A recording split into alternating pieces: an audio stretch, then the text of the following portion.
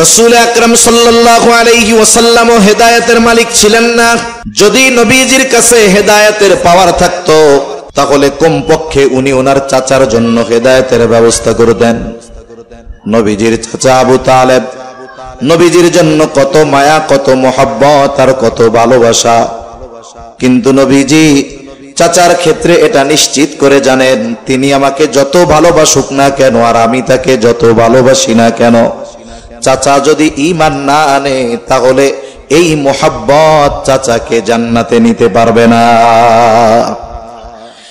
এই জন্য আবু তালেবের জীবনের অন্তিম সময় রাসূলুল্লাহ সাল্লাল্লাহু আলাইহি ওয়াসাল্লাম আবু তালেবের মাথার কাছে গিয়ে চাচাকে বলে, চাচা আপনি শুধু বলেন লা ইলাহা ইল্লাল্লাহ, আপনার আর কিছু বলা লাগবে না, বাকি বিষয়ের জন্য আমি কিয়ামতে আল্লাহর কাছে আপনার জন্য সুপারিশ করব।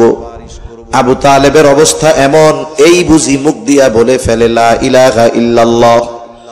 আবু তালেবের ওই অন্তিম সময় আবু তালেবের বাড়িতে মক্কার কাফেরদের সরদারেরা উপস্থিত, আবু জেহেল, উতবা, সাইবা ও আবু তালেবের পাশে। যখন অবস্থা এমন, এই বুঝি বলে লা ইলাহা ইল্লাল্লাহ, আবু জেহেল, উতবা, সাইবা দৌড় দিয়ে আবু তালেবের কাছে এসে বলে, আবু তালেব আপনি আমাদের গোত্রপতি, আপনাকে আমরা সবাই সম্মান করি, শ্রদ্ধা করি, ভালোবাসি।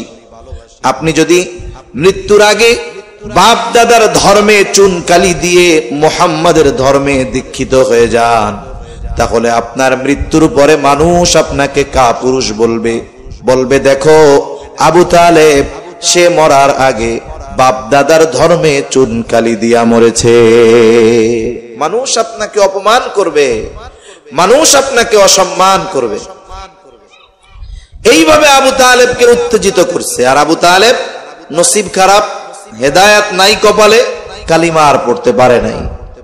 কালিমা পড়তে পারে নাই, জান্নাতে যাওয়ার উপায় আছে? জোরে মুখ দিয়া কন্যা আছে? নাই। নবীজির তো মন খারাপ। আহারে, যেই চাচা সেই 8 বছর থেকে নিয়ে 50 বছর পর্যন্ত আমার সামনে ঢালের মতো ছিল, ছায়ার মতো ছিল, এই চাচার ঈমান নসিব হলো না, হেদায়েত নসিব হলো না। নবীজির মন অনেক খারাপ। আল্লাহ তাআলা ওহী নাযিল করে জানায় দেন, ইন্নাকা লা তাহদি মান আহবাবতা ওয়ালাকিন্নাল্লাহা ইয়াহদি মান ইয়াশা।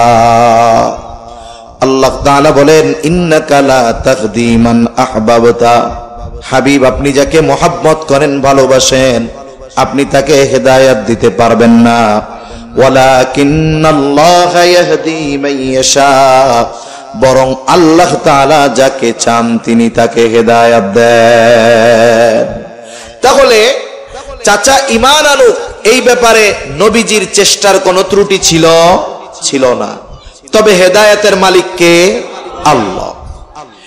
আমাদেরও সন্তানদের প্রতিপালনের ক্ষেত্রে ইসলামের যেই নির্দেশনা, এই নির্দেশনার মধ্যে কোনো ত্রুটি বিচ্যুতি থাকতে পারবে না।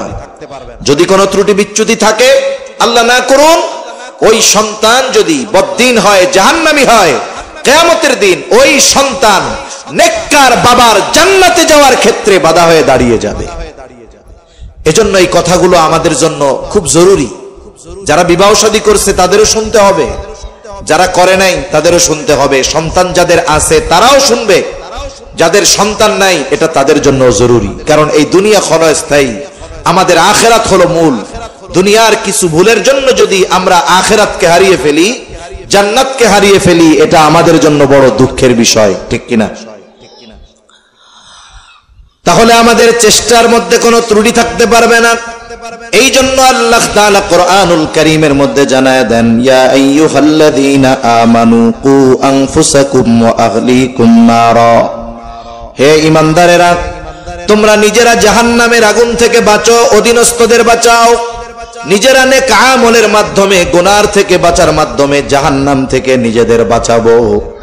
আর অধীনস্থদের ব্যাপারে ইসলামের যেই দিক নির্দেশনা আছে এগুলো বাস্তবায়ন করার মাধ্যমে অধীনস্থদের জাহান্নাম থেকে বাঁচানোর চেষ্টা করব।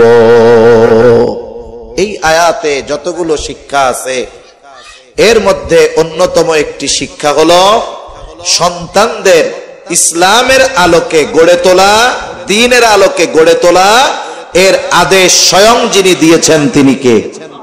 আরো জোরে বলেন কে? আল্লাহ।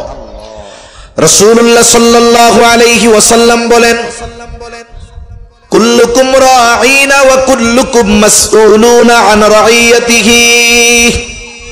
নবীজি সাল্লাল্লাহু আলাইহি ওয়াসাল্লাম বলেন, তোমরা প্রত্যেকেই দায়িত্বশীল, আর প্রত্যেককে তার দায়িত্বের ব্যাপারে জিজ্ঞাসা করা হবে।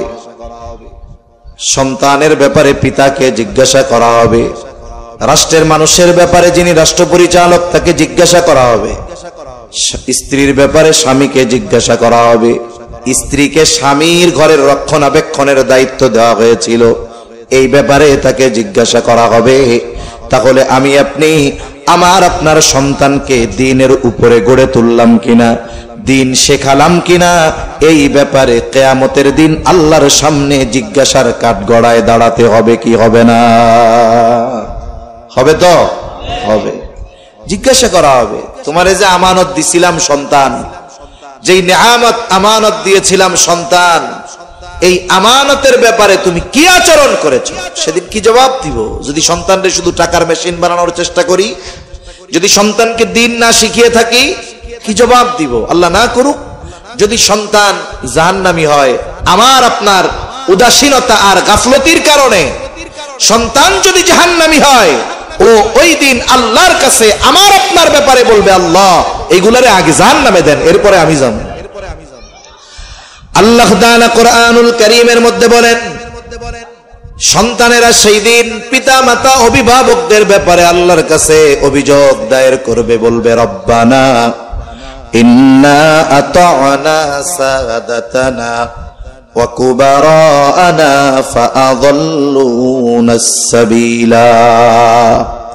বলবে, হে আমার রব, ইন্না আতা'না সাদাতানা ওয়া কুবারানা, ও আমার রব, আমরা আমাদের বড়দের, আমরা আমাদের নেতাদের আনুগত্য করেছি। সন্তান বলবে, আমি আমার পিতার আনুগত্য করেছি। যদি কেউ কারো অধীনস্থ থাকে তাহলে বলবে, আল্লাহ আমি যার অধীনস্থ ছিলাম তার আনুগত্য করেছি। ফাআযাল্লুনাস সাবিলা, আমি যার অধীনস্থ ছিলাম, বড়রা আমাদের নেতারা, তাদের কারণে আমি পথভ্রষ্ট হয়েছি, তারাই আমাদেরকে পথভ্রষ্ট করেছে। তার মানে আজকে আমি জাহান্নামী হওয়ার কারণে আমি যতটা না দায়ী, তার চাইতে বেশি দায়ী হলো আমার অভিভাবক। আমার অভিভাবক আমি পথভ্রষ্ট বা জাহান্নামী হওয়ার কারণে যতটা দায়ী, তার চাইতে বেশি দায়ী হলো আমি যার অধীনস্থ ছিলাম সে। এই অভিযোগ আল্লাহ তাআলার কাছে দিবে। শুধু তাই না, আল্লাহ তাআলার কাছে আরো বলবে, রব্বানা আতিহিম দি'ফাইনি মিনাল আযাবি ওয়ালআনহুম লা'নান কাবীরা। আল্লাহ তাআলার কাছে বলবে, রব আপনি এদের আযাবকে দ্বিগুণ করে দেন, বড় লানত এদের উপরে বর্ষণ করেন। চিন্তা করে দেখুন, যেই সন্তানের জন্য আজকে পিতা তার রক্তকে পানি বানায় ফেলতেছে, সময়গুলোকে কোরবানি করে ফেলতেছে, শরীরটাকে শেষ করে ফেলতেছে, শুধুমাত্র সন্তানকে দ্বীন না শেখানোর কারণে ওই সন্তান কিয়ামতের দিন আল্লাহ তাআলার দরবারে ওই অভিভাবকের বিরুদ্ধে দাঁড়িয়ে যাবে। এর চাইতে কষ্টের আর কোনো কিছু হতে পারে না। এজন্য সন্তানগুলোকে দ্বীনের উপরে গড়ে তোলার দরকার আছে না নাই? জোরে বলেন, আছে না নাই? এখন এই সন্তানের তারবিয়াত প্রতিপালন শুরু হয় কোন সময়? সাধারণ ধারণা হলো সন্তান দুনিয়ায় আসার পর সন্তানের প্রতিপালন শুরু হয়, এটা হলো সাধারণ ধারণা। কিন্তু ইসলাম জানিয়ে দেয় সন্তানের প্রতিপালন সন্তান দুনিয়ায় আসার বহু আগে শুরু হয়। সন্তানের তারবিয়াত এটা সন্তান দুনিয়ায় আসার আগেই শুরু হয়। তাহলে সন্তান প্রতিপালন যদি ইসলামের আলোকে না করা হয়, আল্লাহর কাছে জবাবদিহিতার কাঠগড়ায় দাঁড়ানো লাগবে কি লাগবে না? লাগবে। সন্তান প্রতিপালন ইসলামী যেই সমাধান, এটা শুরু হয় সন্তান দুনিয়ায় আসার আগে থেকে। সন্তানের তারবিয়াত মূলত শুরু হয় বিবাহ থেকে নিয়ে। বিবাহ থেকে নিয়ে সন্তানের তারবিয়াত শুরু। এই জন্য বিবাহের বিষয়ে ইসলাম পরিপূর্ণ নির্দেশনা আমাদের দিয়ে দিয়েছে। কারণ একটা সন্তানের মধ্যে চরিত্রগত যত দিক আছে 90% সন্তান লাভ করে তার মায়ের থেকে। এটা আধুনিক গবেষণা, আধুনিক জামানার গবেষণা হলো যে সন্তানের আচরণ, ক্যারেক্টার সব কিছুর 90% পায় সে তার মায়ের থেকে। তার মানে একজন নেককার সন্তান হওয়ার পেছনে সবচাইতে বড় ভূমিকা থাকে তার মায়ের, ঠিক কিনা? বিবাহের ক্ষেত্রে কোন জিনিস দেখে বিবাহ করতে হবে সুস্পষ্ট নির্দেশনা নবীজি সাল্লাল্লাহু আলাইহি ওয়াসাল্লাম দিয়েছেন। নবীজি সাল্লাল্লাহু আলাইহি ওয়াসাল্লাম বলেন, তুনকাহুল মারআতু লিআরবাঈন, চারটি জিনিস দেখে নারীদের বিবাহ করা হয়। এক নাম্বার জামাল, তার সৌন্দর্য দেখে বিবাহ করা হয়। মাল, তার সম্পদ দেখে বিবাহ করা হয়। তার বংশ দেখে বিবাহ করা হয়। 4 নম্বরে নবীজি বলেন ওয়ালিদ্দীনিহা, দিনদারিত্ব দেখে বিবাহ করা হয়। তবে নবীজি দিনদারিত্বের ব্যাপারে বলেন ফাযফার বিযাতিদ্দীন, তোমরা এই ক্ষেত্রে দিনদারিত্বকে প্রাধান্য দাও। যদি দিনদারিত্বকে প্রাধান্য না দাও, নবীজি বলেন তারিবাত ইয়াদাক, তোমার হাত ধুলায় মলিন হোক। তার মানে দিনদারিত্বকে যদি কেউ প্রাধান্য না দেয়, সৌন্দর্য আছে, টাকা পয়সা আছে, উচ্চ বংশের মহিলা, কিন্তু দিনদারিত্ব নাই, বলে অধিকাংশ সময় এমন ঘরে শান্তি পাওয়া যায় না। কিন্তু একজন নারীর দিনদারিত্বে কমতি নাই, হয়তো সম্পদ কম, সৌন্দর্য কম, উচ্চ বংশীয় নয়, কিন্তু দিনদারিত্বের ক্ষেত্রে কোনো ত্রুটি নাই, বলে এই ধরনের মহিলার গর্ভে, মেয়ের গর্ভে আল্লাহ হয়তো এমন সন্তান দান করবে যেই সন্তান পিতা মাতার চক্ষু শীতলকরণের কারণ হবে। এজন্য সন্তানের অন্যতম এক হক ও এই দিনদার মা। প্রসিদ্ধ এক ঘটনা আছে, হযরত ওমর রাদিয়াল্লাহু তাআলা আনহুর কাছে এক লোক গেছে সন্তানের ব্যাপারে অভিযোগ দিতে। অভিযোগ হলো সন্তান ওই পিতার হক আদায় করে না। লোকটা খলিফাতুল মুসলিমিনকে বলতেছে, খলিফাতুল মুসলিমিন, আমার সন্তান আমার হক আদায় করে না, আপনি একটু বইলা দেন। হযরত ওমর রাদিয়াল্লাহু তাআলা আনহু ছেলেটাকে বললেন, কি ব্যাপার, তুমি তোমার পিতার হক আদায় করো না কেন? জবাব দেওয়ার আগে যুবক পাল্টা প্রশ্ন করে বলে, খলিফাতুল মুসলিমিন, হক কি শুধু পিতা সন্তানের কাছে পায়? সন্তান কি পিতার কাছে কোনো হক পায় না? হযরত ওমর রাদিয়াল্লাহু তাআলা আনহু এই যুবকের প্রশ্নের জবাবে বললেন, যেই কয়েকটা হকের কথা বলছেন এর মধ্যে সর্বপ্রথম আর প্রধান হক, তিনি বলেন প্রত্যেকটা সন্তানের তার পিতার কাছে প্রথম ও প্রধান হক হলো একটা দিনদার মা।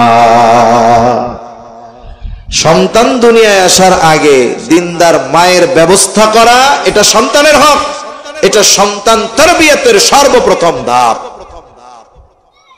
এরপরে দ্বিতীয় ধাপ কি? বিবাহ শাদী কমপ্লিট। বিবাহের যতগুলা উদ্দেশ্য আছে এর মধ্যে একটি উদ্দেশ্য হলো নেক সন্তান কামনা করা আল্লাহর কাছে। এখন বিবাহ হলো আল্লাহর কাছে সন্তান কামনা করা, নেক সন্তান চেয়ে দোয়া করা, এটা সন্তান তারবিয়াতের দ্বিতীয় ধাপ। কারণ আল্লাহ তাআলার কাছে নেক সন্তান চেয়ে দোয়া করা এটা পয়গম্বর আলাইহিমুস সালামের আমল, নবী রাসূলগণের আমল। আল্লাহ তাআলার কাছে নেক সন্তান চেয়ে দোয়া করা। মুসলিম মিল্লাতের পিতা ইব্রাহিম আলাইহিস সালাতু ওয়াস সালাম, আল্লাহ তাআলা 90 এর কোঠায় বয়স যখন, তখন আল্লাহ তাআলা সন্তান দান করেছে। নমরুদের অগ্নিকুণ্ড থেকে ইব্রাহিম আলাইহিস সালাম বের হয়ে ইরাকের বাবেল থেকে হিজরত শুরু করলেন।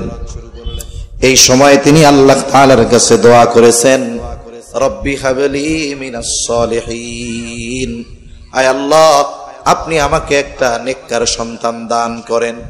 ইব্রাহিম আলাইহিস সালাম দোয়া করেছেন, আল্লাহ আপনি আমার একটা নেককার সন্তান দান করেন। আল্লাহ তাআলা ইব্রাহিম আলাইহিস সালামের এই দোয়া কবুল করেছেন। দোয়া কবুল করে সুসংবাদ জানায় দিয়েছেন। আল্লাহ বলেন, ফাবাশশারনাহু বিগুলামিন হালিম। আল্লাহ বলেন ফাবাশশারনাহু, আমি তাকে সুসংবাদ দিলাম, বিগুলামিন হালিম, একজন সহনশীল সন্তানের।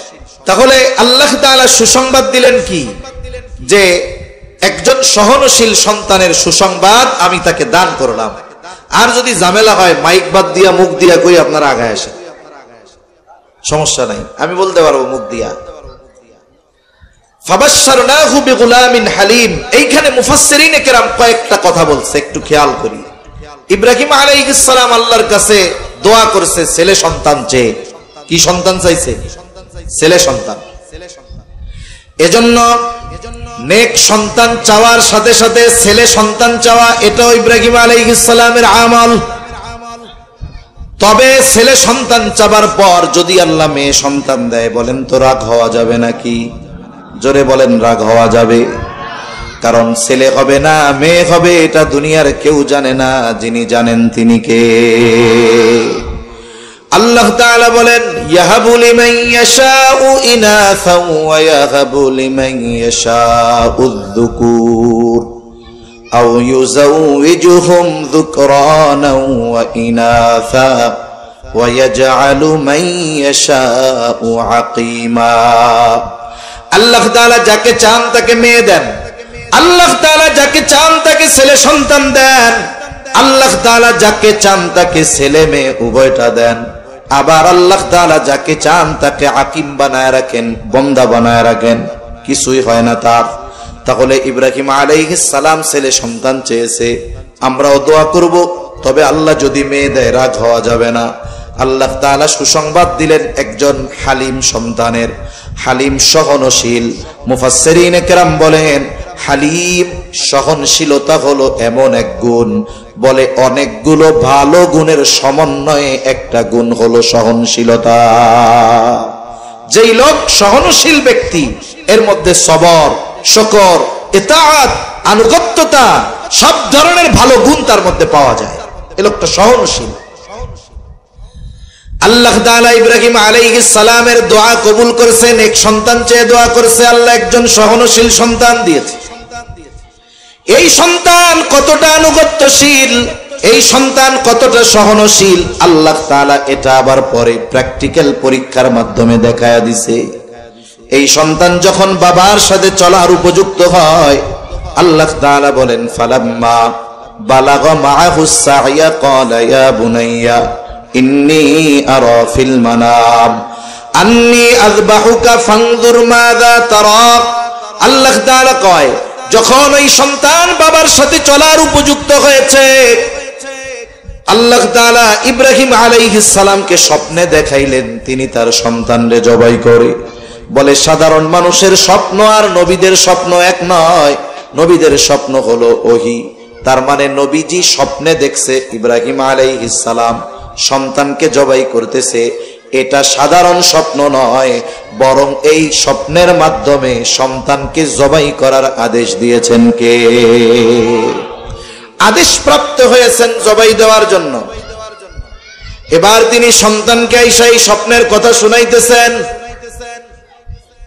সন্তানকে এসে বলে ইয়া বুনাইয়া ইন্নী আরা ফিল মানাম আন্নী আযবাহুকা, হে আমার সন্তান আমি স্বপ্নে দেখলাম তোমারে জবাই করতেছি, এই ব্যাপারে তুমি কি কও?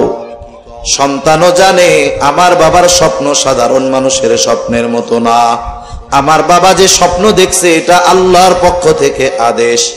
এখন কথা হলো আল্লাহর আদেশই যদি হয় জবাই করা, তাইলে ইব্রাহিম আলাইহিস সালাম কেন সন্তানের কাছে গিয়া সন্তানের মতামত জানতে চায়? আদেশ করছে উনি বাস্তবায়ন করবে, এটাই তো কাজ। সন্তানরে গিয়া জিজ্ঞাসা করার দরকার কি? জিজ্ঞাসা করার উদ্দেশ্য হলো তিনি সন্তানের মনোভাব জানতে চায় আল্লাহর এই আদেশের ব্যাপারে।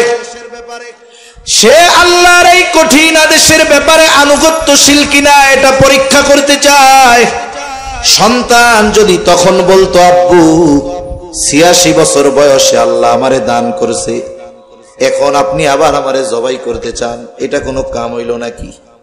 এই কথা সন্তান বলে কিনা এটা পরীক্ষা করতে চায় পয়গম্বর ইব্রাহিম আলাইহিস সালাম। কিন্তু বাবের বেটা সন্তান, নবীর ছেলে নবী হবে, জবাবটা ওইরকম। ইব্রাহিম আলাইহিস সালাম বলে ফানজুর মাযা তারা, এই ব্যাপারে তুমি কি বলো? আর সন্তান বলে ইয়া আবাতি ফাআল মা তুমার সাতাজিদুনি ইনশাআল্লাহু মিনাস সাবিরিন। সন্তান বলে পিতা, আপনি যেই ব্যাপারে আল্লাহর পক্ষ থেকে আদেশ প্রাপ্ত হয়েছেন আপনি সেটা পালন করেন। তার মানে আপনি জবাই করে দেন, পেরেশানি করেন না, চিন্তা করেন না। সাতাজিদুনি, আশা করা যায় আপনি আমাকে ধৈর্যশীলদের অন্তর্ভুক্ত পাবে। আপনি পেরেশানি করেন না, আল্লাহ কইছে আপনারা জবাই করতে, আপনি কাজ করে ফেলা। একটু চিন্তা করে দেখেন তো, অনেক অভিভাবকের অভিযোগ আমাদের সবারই কম বেশি আছে যে আমাদের সন্তানেরা কথা শোনে না। ইসমাইল আলাইহিস সালাম যেই বয়সে বলতেছে আব্বা আল্লাহ আপনাকে যেটা আদেশ করেছে আপনি সেটা করেন, আর ওই বয়সে আমাদের সন্তানগুলারে দাঁড়াইতে কইলে বসে, বসতে কইলে শুয়া পড়ে, যা কই ডাইনে কইলে বামে যায়, উত্তরে কইলে দক্ষিণে যায়, ঠিক কিনা কোন? অথচ ওই সন্তানের অবস্থা কি? সে বাবার যখন প্রস্তাব দিছে আল্লাহর পক্ষ থেকে নির্দেশ, জবাই হওয়ার জন্য তৈরি হয়ে গেছে। ইব্রাহিম আলাইহিস সালামের সন্তান পিতার কথায় জবাই হইতে ছুরির তলে যাইতে প্রস্তুত।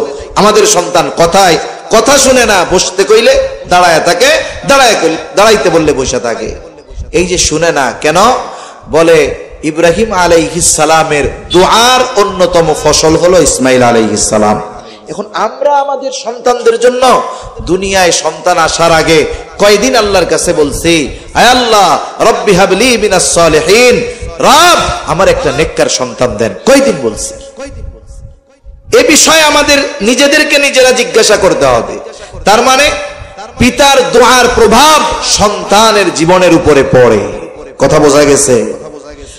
এজন্য সন্তানের জন্য দোয়া করা এটা সন্তান তারবিয়াতের অন্যতম একটি অংশ।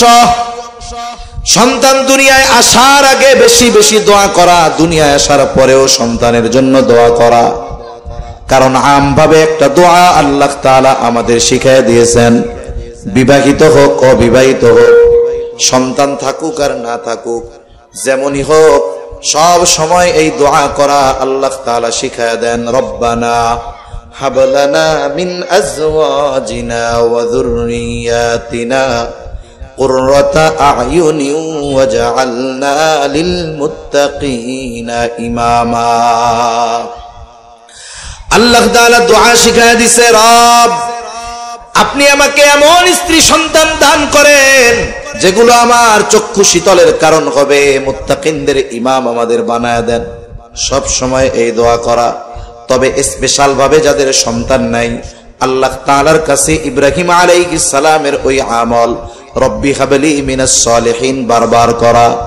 আবার অনেকের ক্ষেত্রে এমন হয় বিবাহ হয়েছে কিন্তু আল্লাহ তাআলা সন্তান দেয় না, ডাক্তার দেখাইছে, সকল প্রকার পরীক্ষা নিরীক্ষা করেছে, দেশ বিদেশে সব জায়গায় ঘুরে ফিরে সকল ধরনের চিকিৎসা গ্রহণ করবার পর চিকিৎসকেরা জানায় দিয়েছে যে আপনাদের দুইজনের কোনো সমস্যা নাই, তবে সন্তান কেন হয় না এটা আমাদের জানা নাই। অনেকের ক্ষেত্রে এমন আছে না? আছে, যে পরীক্ষা নিরীক্ষার পরে দেখা গেছে দুজনের কারোরই কোনো সমস্যা নাই কিন্তু সন্তান হয় না। এই সময় মানুষেরা আমাদের দেশে অধিকাংশ সময় দুই ভাগে ভাগ হয়ে যায়। এক ভাগ ঈমান হারা হয়ে যায়। কেমনে?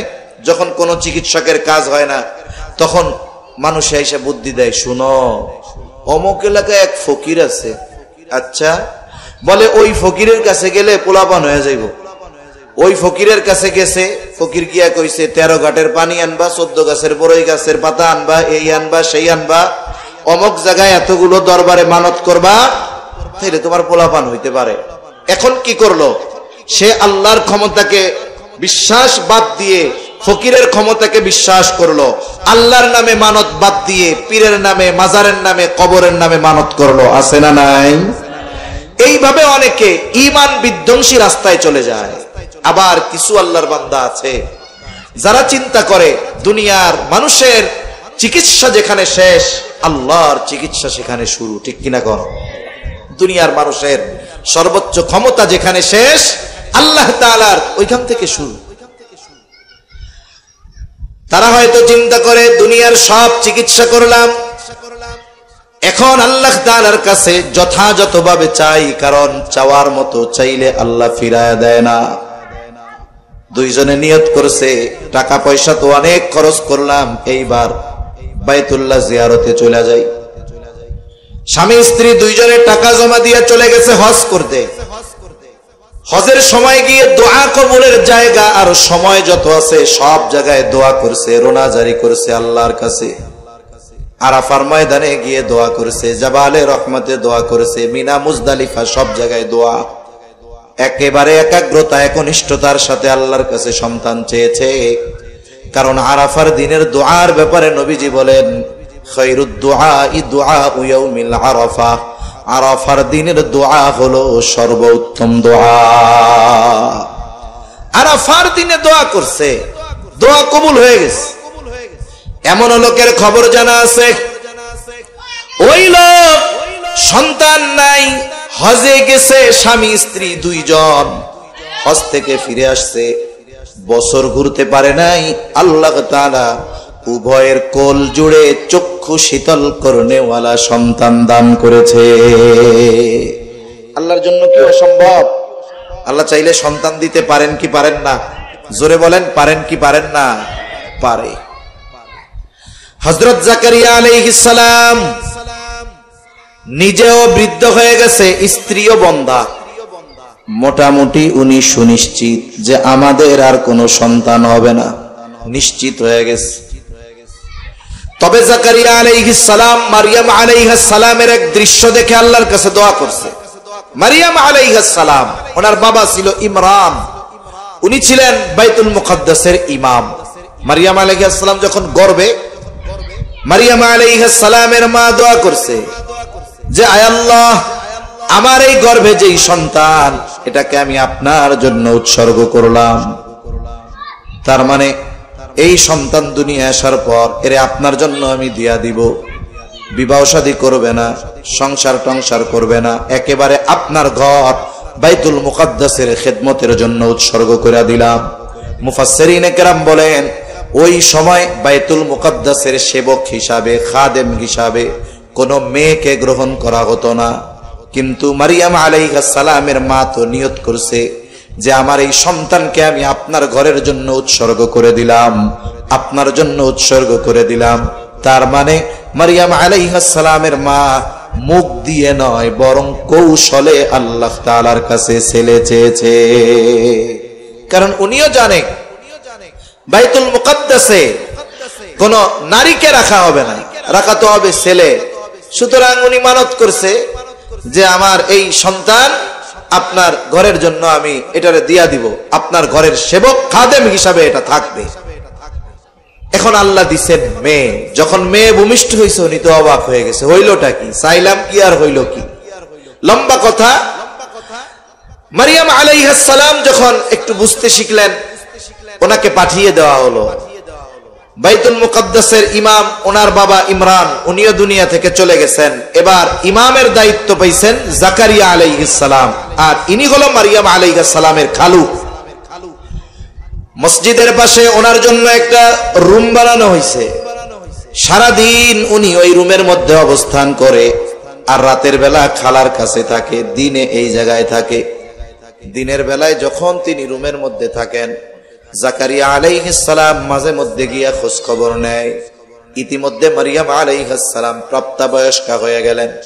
একদিন তিনি গোসল করতেছে, এমত অবস্থায় আল্লাহর নির্দেশে ফেরেশতা জিবরাইল আলাইহিস সালাম সুদর্শন এক যুবকের আকৃতিতে মারিয়াম আলাইহিস সালামের সামনে উপস্থিত। একজন নারী, সতী নারী, ওই অবস্থায় যদি সামনে কোনো পুরুষ দেখে, সে তো ভীত সন্ত্রস্ত হয়ে যাবে। তিনি নিজেকে গুটিয়ে নিয়েছেন, আল্লাহর কাছে আশ্রয় চাচ্ছেন। তখন অভয় দিয়ে ফেরেশতা বলে, ভয় পেও না, আমারে আল্লাহ পাঠাইছে একটা মিশন নিয়ে। মিশন কি? বলে তোমার গর্ভে এক সন্তান আল্লাহ তাআলা দিবেন, পিতাবিহীন তোমার গর্ভে সন্তান হবে। মারিয়াম আলাইহিস সালাম বলেন, কেমনে এটা? আমারে তো কেউ স্পর্শ করে নাই।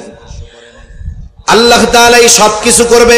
আল্লাহর নির্দেশে এবার ফেরেশতা মারিয়াম আলাইহিস সালামের গর্ভে রূহ ফুঁকে দিলেন। ঈসা আলাইহিস সালামের রূহ মাতৃগর্ভে পৌঁছায় গেল। এইবার তিনি সন্তান সম্ভবা, তিনি যে গর্ভে সন্তান ধারণ করতেছে দুনিয়ার কেউ জানে না, কারো কাছে কোনো খবর নাই। তাফসীরের মধ্যে আসছে, মুফাসসিরিনে কেরাম বলেন স্বাভাবিকভাবে যখন কোনো মহিলা সন্তান সম্ভবা হয় তখন তার শারীরিক গড়ন গঠনের মধ্যে পরিবর্তন হয়। সন্তানের বয়স পেটের মধ্যে যত বাড়ে গড়ন গঠন তত পরিবর্তন হয়। স্বাভাবিকভাবে বোঝা যায় এই মহিলা প্রেগন্যান্ট। কিন্তু আল্লাহর কুদরত, পয়গম্বর ঈসা আলাইহিস সালাম ভূমিষ্ঠ হওয়ার আগ পর্যন্ত কখনোই মারিয়াম আলাইহিস সালামের গর্ভে যে সন্তান আছে এটা বোঝা যাইত না।